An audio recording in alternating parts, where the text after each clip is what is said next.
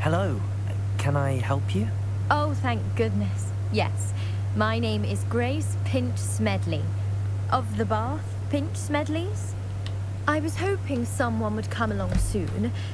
I was about to defy my father's wishes and would never have forgiven myself. You see, I need to retrieve something from the bottom of the lake. Might you be the one to help me?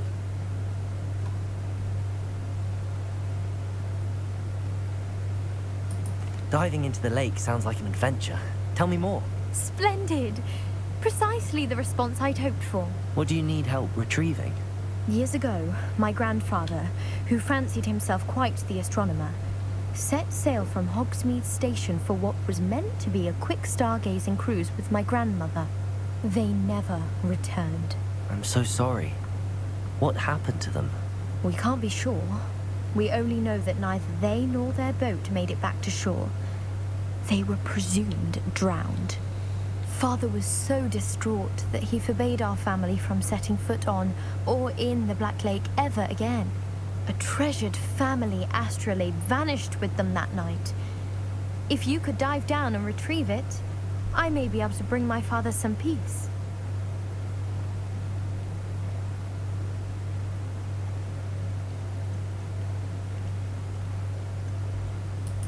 What exactly is an astrolabe? It's an astonishing ancient navigational tool. Essentially a handheld model of the universe.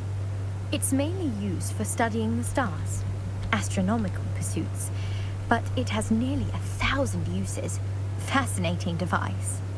Sadly, I'd imagine it's rusted beyond repair now. Still, we'd love to have it returned to us.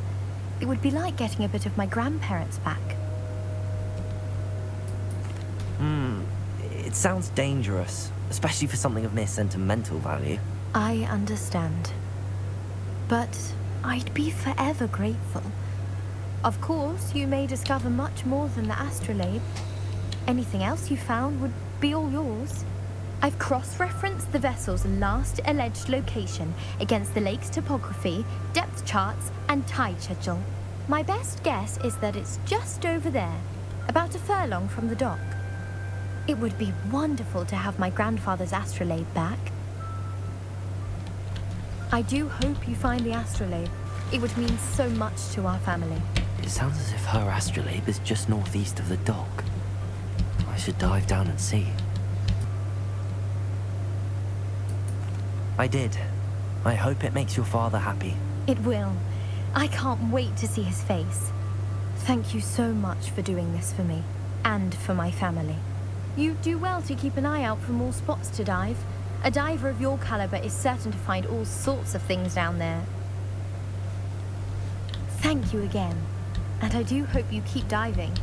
You certainly have a knack for finding treasure.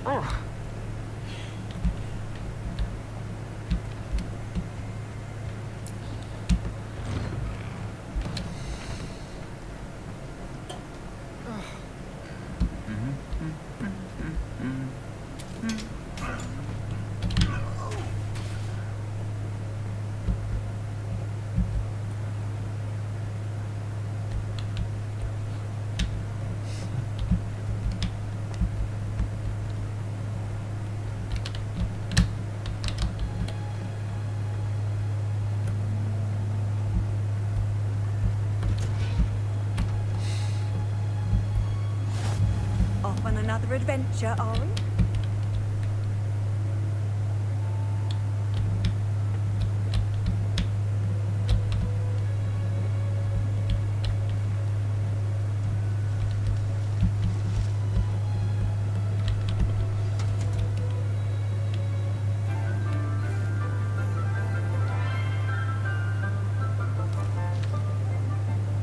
Good morning, Professor Garlick. How wonderful it is to see you again, Lenora dear.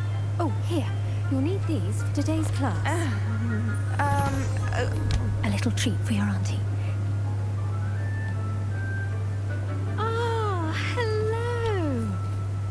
Class, please welcome the newest rose in our garden. We do look forward to growing together. How thrilling it is to have everyone back together again. This year will be filled with enchantment and excitement, but the most important thing cultivated in herbology is knowledge. The prudent herbologist is no more afraid of the venomous tentacular than the bouncing bulb.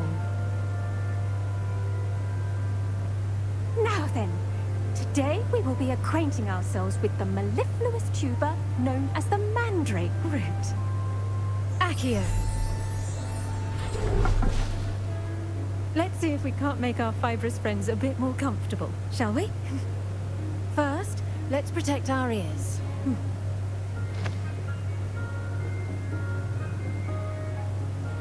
Now, everyone, grip their mandrake by the tendrils and give it a firm tug.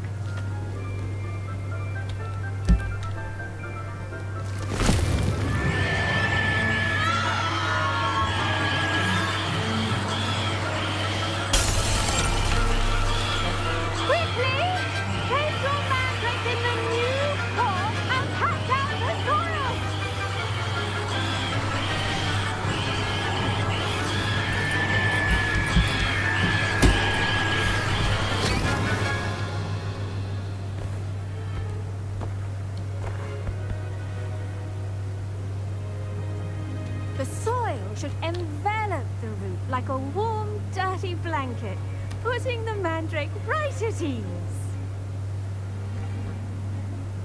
Reparo! I'm very sorry about that. Yours was a bit mature, I'm afraid. All right then, off you go. Splendid work, everyone. Now, for our next task, we'll be planting dittany at our... I wonder if hippogriffs like not grass. Yes, Professor. Firstly, well done with your mandrake. They can be rather difficult to get a grasp of.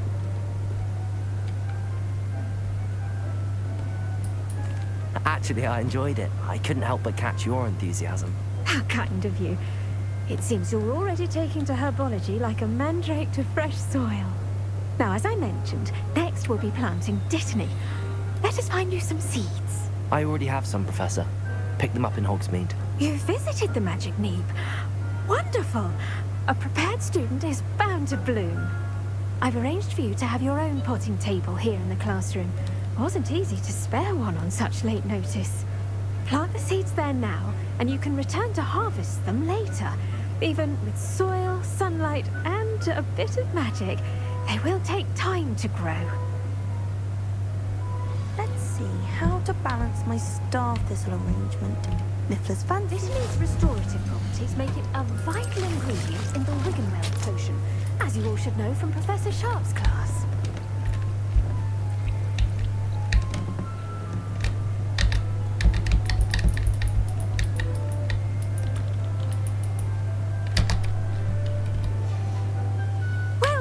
done. Once it can be harvested, your dittany will be ready to use in Wiggenweld potion. I'll let Professor Sharp tell you about that. Now, what say we branch out? Introduce you to a different sort of flora, the Chinese chomping cabbage. You'll find that some plants are better suited to uses outside of a cauldron. The cabbages do get testy without something to chew. Fortunately, I have a dummy for them to gnaw on. Be a dear and let them have a good chomping. Yes, Professor. They're in the other greenhouse. It's just at the end of the footbridge leading out of this room. Your classmate, Mr. Pruitt, has kindly offered to accompany you. Come back and see me when you're finished. Oh, and mind your fingers. They do bite.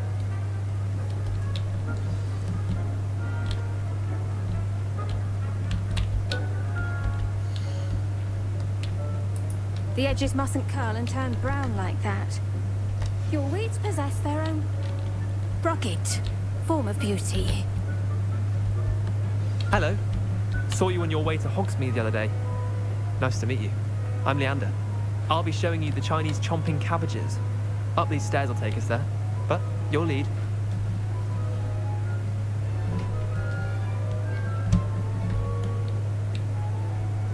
Nice work in Defense Against the Dark Arts, by the way. Excuse me? Your duel with Sebastian. And he's good. Thinks he's really good.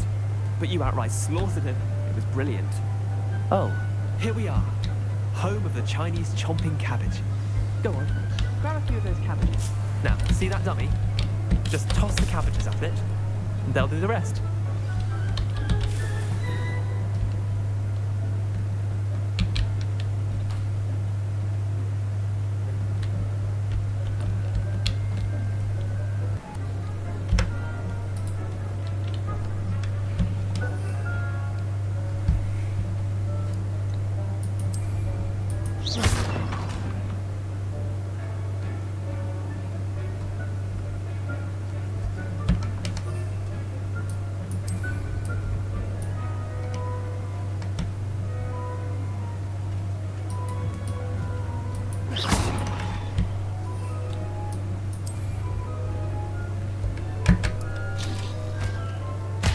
Look at that!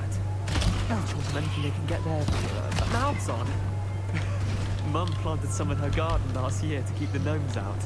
Did save her the de-gnoming, but they left her honking daffodils in tatters. Vicious little bastards, aren't they? My kind of plants. Not like stupid booba tubers and bouncing bulbs. The kind of plants that just have your back in a fight. Not saying you can't go it alone, but... well, imagine that wasn't a dummy.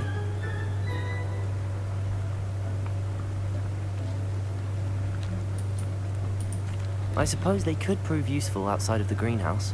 Nothing wrong with a bit of backup, even if it is from a cabbage. It's chaos out there. Trolls in Hogsmeade and such. You can't be above throwing a cruciferous vegetable if necessary. Dogweed and deathcap has more of them, if you're keen. Other plants too. Ones your parents wouldn't plant in the garden. You get the idea. Anyway, we probably ought to head back to class. Take your time. I'll see you back in class.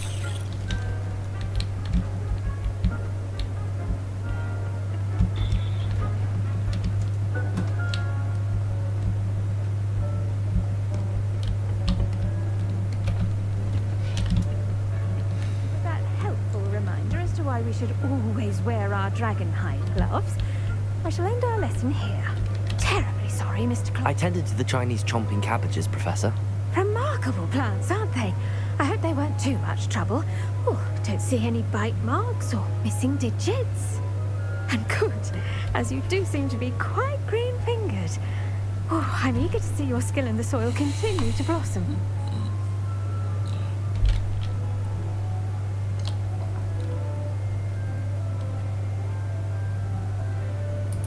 Magical plants have so much to offer. I'm eager to learn more. I'm glad. Herbology is a bounteous subject. Tend to your garden, and it will tend to you. Huh. Well, I suppose that's everything. Do come by for a chat sometime. I so enjoy checking in with my new students.